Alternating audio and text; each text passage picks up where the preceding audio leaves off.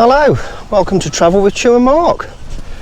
We're back in the UK now, and we thought I'd just give you a quick review of our last cruise on Norwegian Dawn, and sort of just give you an idea what we thought of it, and obviously explain the embarkation, disembarkation, what we thought about the cabin, what we thought about the excursions, the cruise ship itself, the speciality dining, and drinks packages, that sort of thing.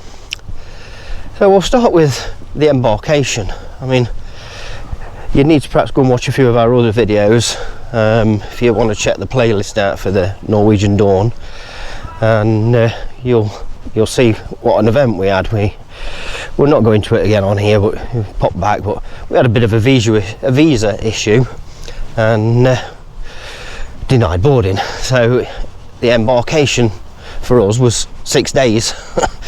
Yeah, but we'll just explain the first bit. We got to the disabled car park, and it's literally a few minutes walk there to the Horizon cruise terminal, and we was about 10 minutes earlier of our boarding time, which was about 9:30, and eventually they opened the doors. We got rid of our luggage, and then we was queuing inside.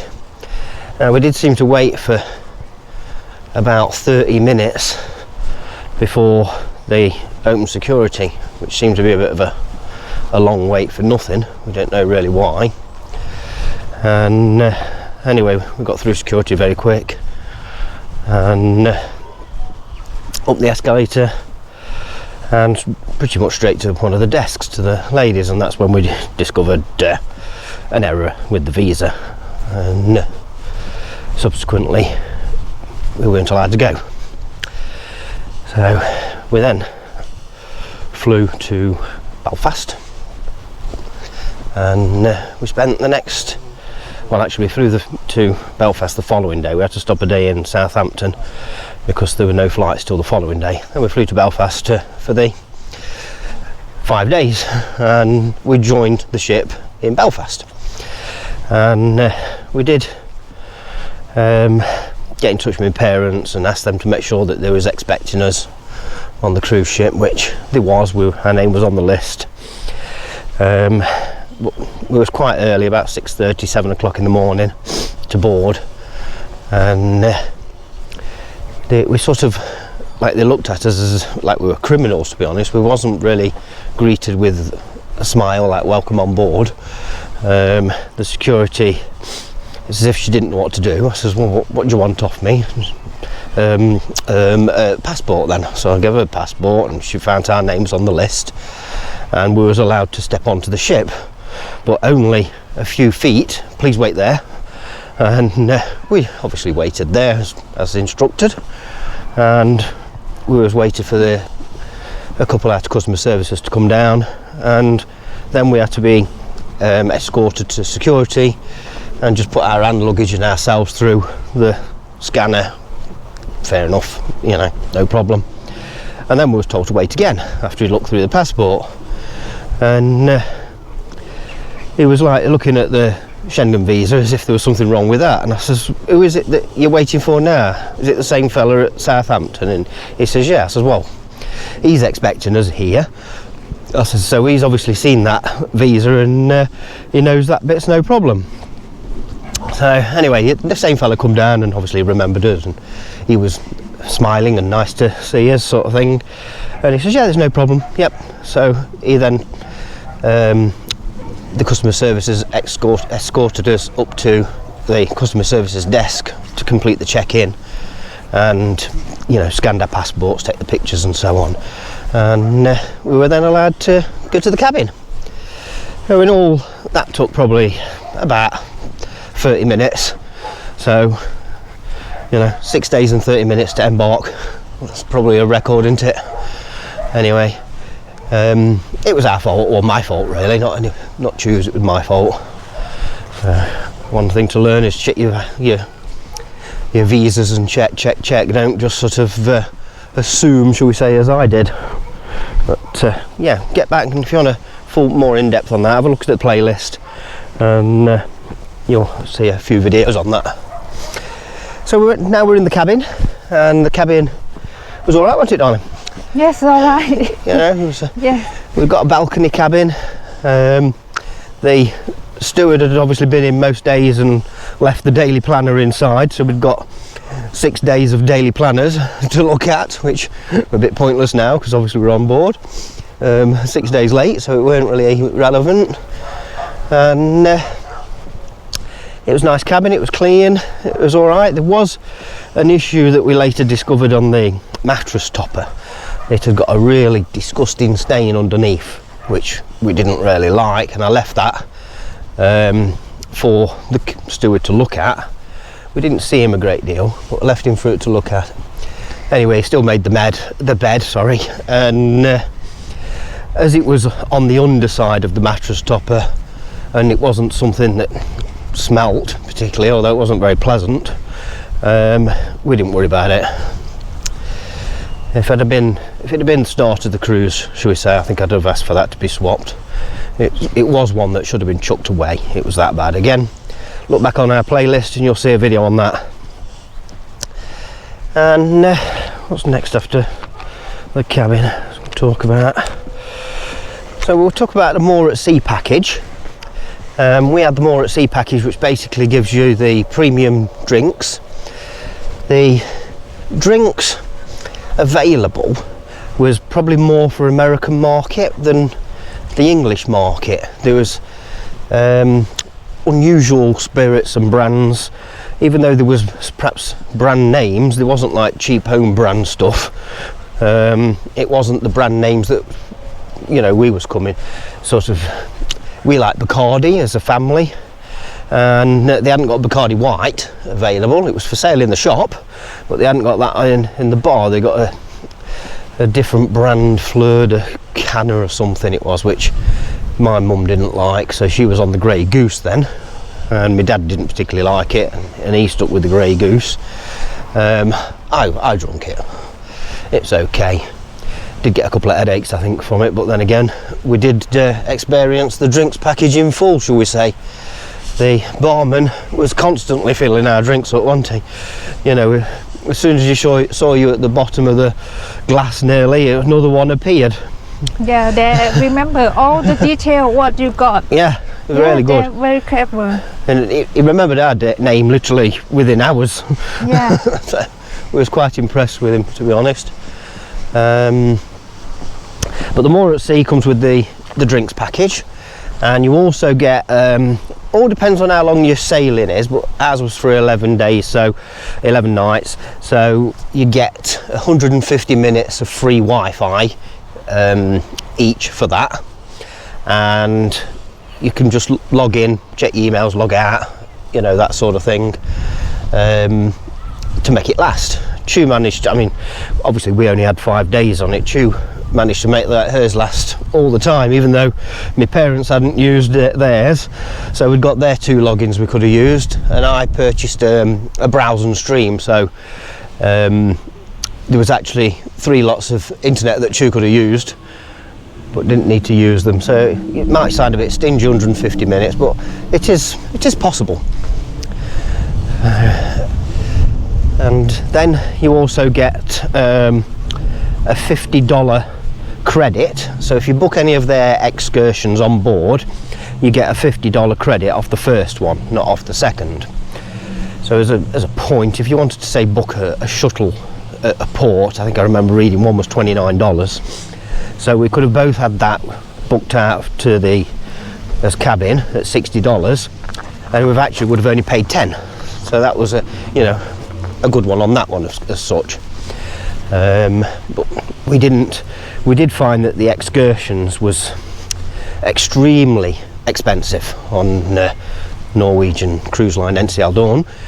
It was very expensive. I mean, the first day we did Titanic Museum, which was in Belfast, and I picked my parents up then, obviously, and we caught an Uber from the port to Titanic.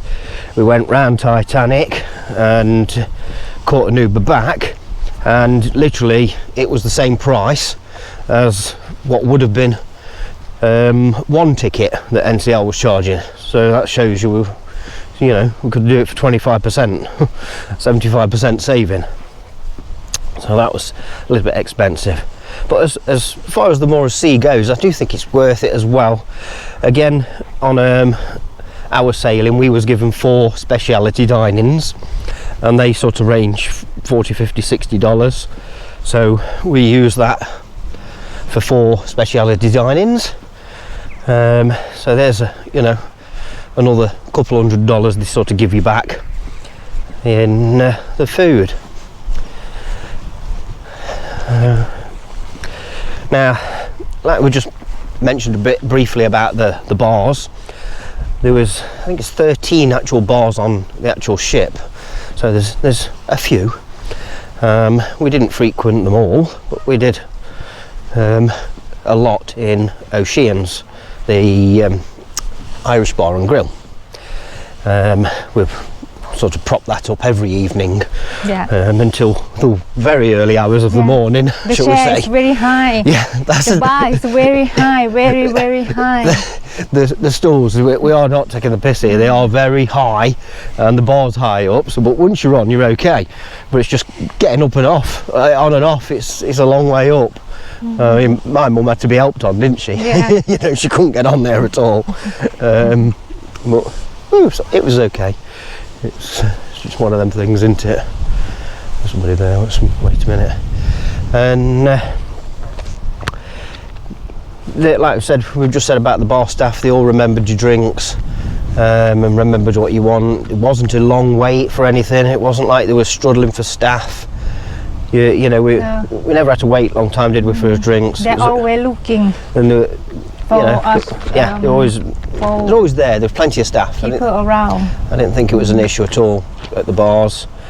And the speciality dining, we did 4 of those.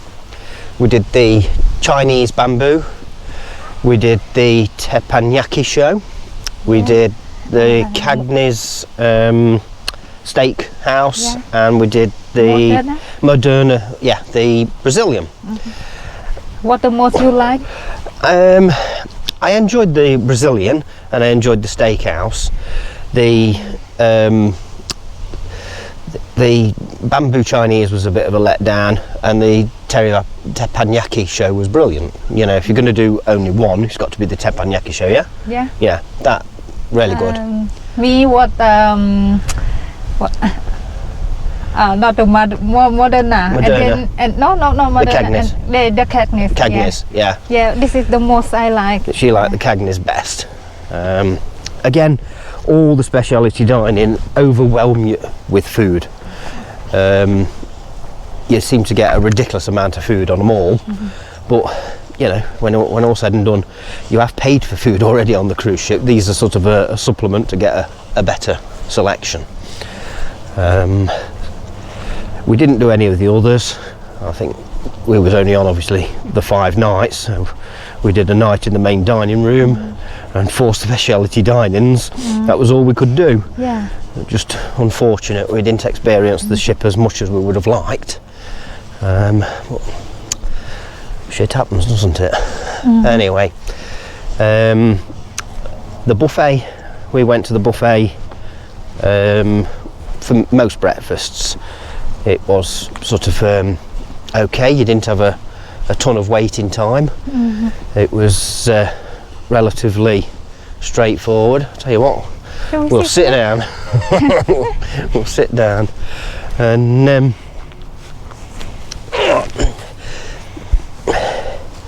yeah, the buffet was relatively quick. We never had to wait longer than a sort of a walk round to find a table. You know, by the time you got to the other end of the place, we found a table. The food generally was okay. One of the best food I had on the buffet was the Swedish meatballs. I mean, the chef was walking around at the time, and I said to the chef, "Them bloody Swedish meatballs are excellent." It really tasted. The gravy was nice. They're not salty or anything. It was really nice. They was, but bacon. Chu likes her bacon crispy. I don't. I like mine soft. But they kind of cook for the American market, as the cruise ship's full of Americans. not a bad thing. It's a good thing, is that we did find the Americans was very chatty.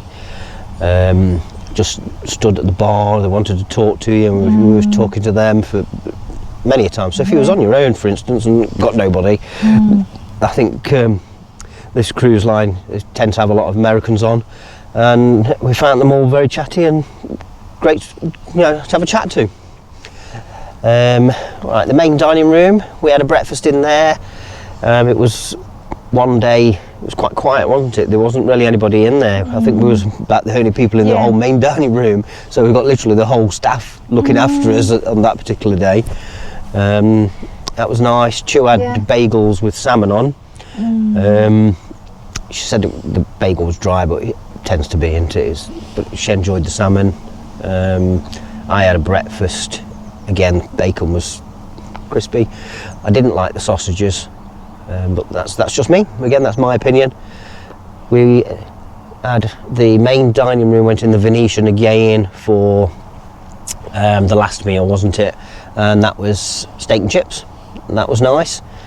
And Chu had steak and chips and Thai green curry, wasn't it? Was it prawns? Thai prawns, green curry. And the prawns on the ship were huge. I mean, they were, whatever dish you had, and if you had prawns in it, they were massive. So that was nice. But overall, the food on the ship was pretty good. Wasn't it? Yeah, pretty good. Overall, it was pretty good. Clean. And spotless. There was somebody there look after you, looking after the tables, cleaning up after you. Around the buffet, if you just dropped a dribble as you put it on your plate, turn around, that lady come behind you and she'd wiped it up. It was like super quick. The staff were all really good. So yeah, that was all right. The entertainment. Mum and Dad said they'd seen some entertainment while I was away, a magician and a comedian. They said the comedian wasn't very good.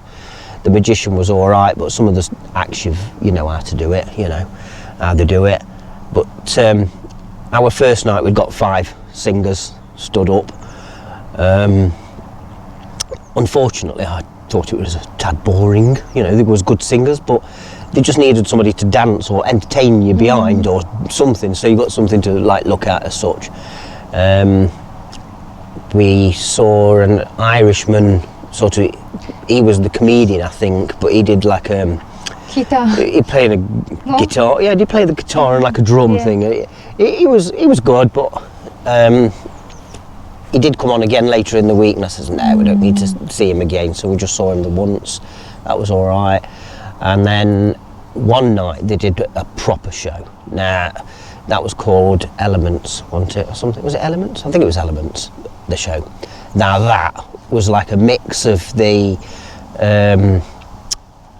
a bit like Cirque du Soleil style. You've got the magician doing magic tricks, and then you've got the people on acrobats above your head, doing acrobats above your head on the trapezes and things. Now that show was just outstanding. If they did that, so we say every other night or every second night, once every 3, something like that standard, you'd have been coming off saying the entertainment on this ship was, second to none, was outstanding. But that, out of the 5 nights, there was only one that we actually could say was really good, and that was it. The rest was just mediocre or average. We're not people that bothers about entertainment throughout the day on the ship. There's singers and pianists and things like that in the bars and in the atrium, which is fine. It's just a bit of backing music and so on.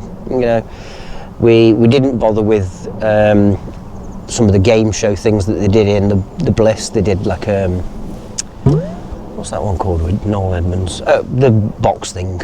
I forgot what it's called. The show, the couple show, they did a and husband and wife, like Mr. and Mrs. They did that. That was quite funny. So yeah, there is other entertainment on the ship and other things to do in the daytimes and things. On the last day, because we'd done Le Havre before, and the only excursion I think that we would have done in Le Havre is going to Paris. But trouble is, it's a 10-11 hour excursion, and that's too long for my dad, and my dad wouldn't like to sit on the bus for 3 hours each way. So I said, come on, we'll stay on the ship, we'll have a day on the ship. So we had a day on the ship, and we had us lunch and so on, and then went round the pool, had a swim in the pool. The pool was reasonably warm. It was all right once you got in, shall we say. Yeah, but the hot tubs was nice. I had a hot tub to myself for a considerable amount of time, and we all sat around the pool, we had a few drinks, and again there were plenty of staff around the pool coming to bring you drinks and wanting your drinks. So that was nice change. There's 4 hot tubs in the middle where the pool is, and then there's a hot tub at each end of the pool. The one at the front of the ship, I don't think I ever saw anybody in it. I saw 2 people sunbathing around it, but never saw anybody in it. So if you want a hot tub on your own, head off to the front. On our cruise, nobody used it. And the rear of the pool is the rear of the ship. That's the kids area. So there's a hot tub for like mum and dad to watch the kids while they're on the slides. It's not huge slides. It's it's more for younger age, but something there for the kids anyway. And so I've got written down to remind me what to talk about. Yeah, I mentioned it about how clean it was. We've already mentioned that the whole ship was clean. Yeah. You didn't see anything that's dirty or anything like that. The whole ship was very clean and very well looked after. And overall, would we go on it again? Yes, we probably would go on it again. But I do like a busier ship. I did think it was a little bit relaxed. The entertainment sort of finished too early, and could have done with sort of a little bit more entertainment, shall we say. I think, not a show, just some more things going off on an evening to keep you entertained. And we don't usually have many cruises booked in advance. We have booked one for June next year, but we have got an issue on that. Again, there is a video on that. Take a look at our page on YouTube there and have a look for that. So we're adjusting that one as we speak to a different date. We're bringing it forward. We haven't booked one yet, but somewhere between sort of January, February, March, April, May, something like that. We'll bring that one forward. But we have booked another one, and that one is in basically 5 weeks' time. We're going. My mum wants to see the Northern Lights, and it's on her bucket list. We did a Northern Lights, a Norway cruise earlier this year. Again, there's a playlist on that.